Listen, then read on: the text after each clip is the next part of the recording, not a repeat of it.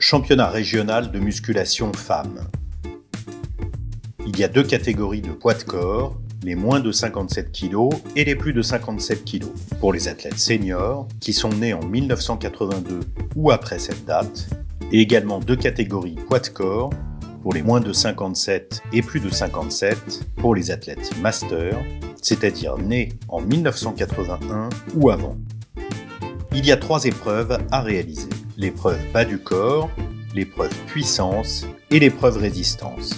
Un classement est établi pour chaque épreuve. Le classement final est établi en additionnant les places obtenues lors de ces trois épreuves. En cas d'égalité, c'est l'athlète la plus légère qui est classée devant. Les trois meilleurs de chaque catégorie sont qualifiés pour les championnats de France de musculation. Il y a des possibilités de repêchage pour les catégories où il y a beaucoup de participantes.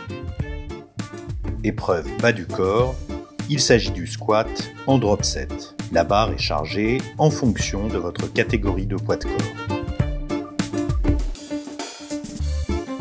L'athlète réalise un maximum de répétitions en 2 minutes avec la charge indiquée. Puis il y a une pause obligatoire de 30 secondes pendant laquelle le juge technique décharge la barre. Pendant ces 30 secondes, aucune répétition ne peut être comptabilisée. Puis l'athlète dispose d'1 minute 30 avec cette seconde charge pour réaliser le maximum de répétitions. C'est le nombre total de répétitions qui sera comptabilisé pour le classement final de cette épreuve.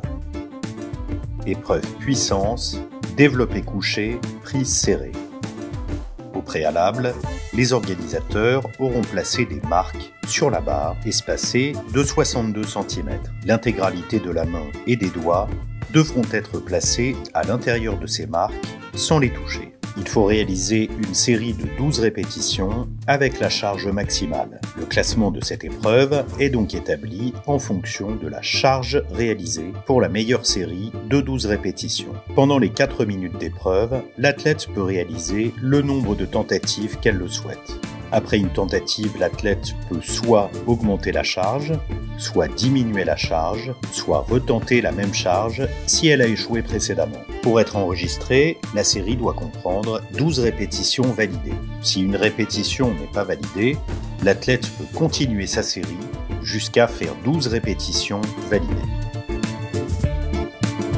Épreuve résistance. Il s'agit d'un enchaînement de 2 exercices à réaliser le plus de fois possible en 4 minutes.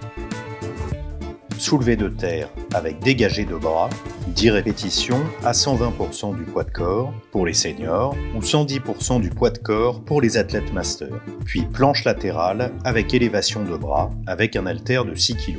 10 répétitions d'un côté, sachant que l'on fera l'autre côté lors du tour suivant. Il faut avoir fait 10 répétitions validées d'un exercice pour pouvoir passer à l'exercice suivant. Le classement de cette épreuve sera établi en fonction du nombre total de répétitions réalisées en 4 minutes. Détail des exercices. Squat. Position de départ. L'athlète est debout, la barre posée sur le haut du dos, les jambes sont tendues et les genoux verrouillés. L'athlète descend jusqu'à avoir les hanches à la hauteur des genoux. Principale faute sanctionnée qui entraîne une non-validation de la répétition. Manque de profondeur, c'est-à-dire que les hanches restent au-dessus de la hauteur des genoux, les genoux ne sont pas verrouillés à la remontée. Développé couché. L'athlète est couché sur le banc, les pieds en contact avec le sol, les fesses en contact avec le banc.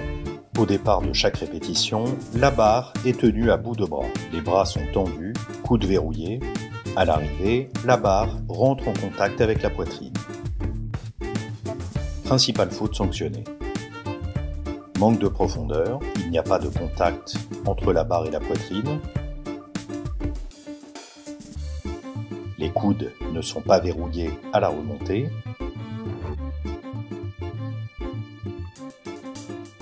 Les fesses décollent du banc. Une partie de la main ou des doigts touche les marques posées sur la barre. Soulevé de terre. L'athlète est debout, devant sa barre, posée au sol. La barre est immobile au départ de chaque répétition. À la fin de chaque répétition, l'athlète est debout, le corps en extension complète. Les jambes sont tendues, genoux verrouillés. Il y a alignement cheville, genou hanches et épaules. L'athlète ne lâche pas la barre avant son retour au sol. C'est-à-dire que l'athlète accompagne la barre au sol. Puis elle doit toucher un bras avec la main opposée. La touche doit s'effectuer au-dessus du coude, avant de repartir pour la répétition suivante. Principale faute sanctionnée. Les genoux ne sont pas verrouillés, le corps n'est pas en extension complète à la fin de la répétition, le corps n'est pas aligné, le dégagement de bras n'est pas effectué, l'athlète lâche la barre avant que celle-ci ne soit posée au sol. Position sumo interdite. La prise mixte, pronation-supination, est autorisée. Planche latérale avec élévation de bras. L'athlète est en position de gainage latéral. Les pieds et l'avant-bras sont les seules parties du corps en contact avec le sol. Au départ de chaque répétition, l'haltère est en contact avec le sol. À l'arrivée, le bras est tendu, coude verrouillé et la main est à la verticale de l'épaule. Faute sanctionnée. Le poids ne touche pas le sol. Le bras n'est pas tendu en haut, le coude n'est pas verrouillé. Le bras n'est pas à la verticale de l'épaule. Une autre partie du corps, autre que l'avant-bras ou les pieds, touche le sol.